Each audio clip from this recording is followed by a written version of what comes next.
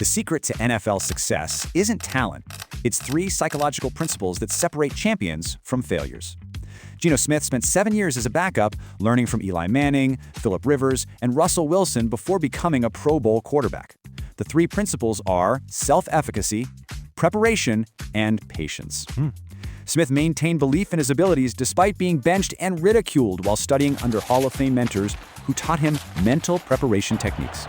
When his opportunity finally came, he threw for over 4,000 yards and made the Pro Bowl. Physical talent gets you drafted, but psychological strength makes you a champion. Most fans think arm strength and speed determine success, but the real difference is mental toughness and preparation habits. Smith's story proves that backup quarterbacks often succeed because they develop psychological skills that starters never learn. The mind controls everything in professional football.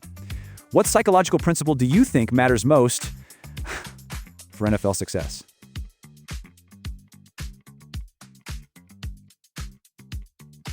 The NFL draft is the biggest lie in sports, and here's the proof that will change everything.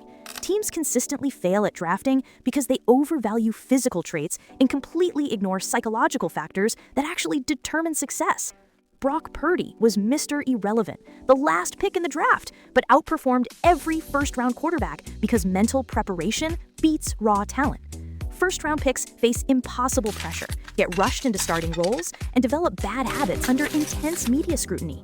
Late-round picks have time to develop properly, learn from failures without public judgment, and study under veteran mentors. The draft combine measures 40-yard dash times, but not mental toughness or preparation habits. Tom Brady was picked 199 because scouts focused on his slow speed instead of his competitive fire and football intelligence. The biggest draft busts had amazing physical tools but lacked psychological strength. Smart teams draft character and intelligence over athleticism. Why do you think physical traits get overvalued in the draft?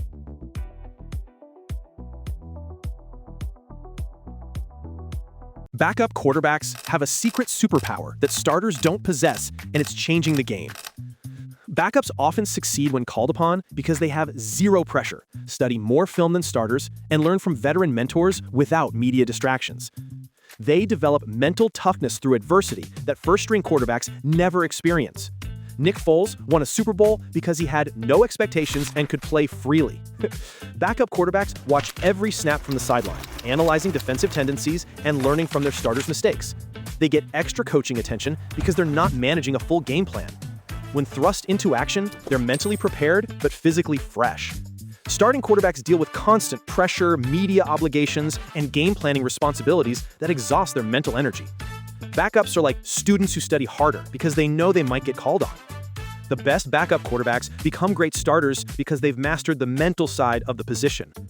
What makes backup quarterbacks so dangerous when they finally get their chance?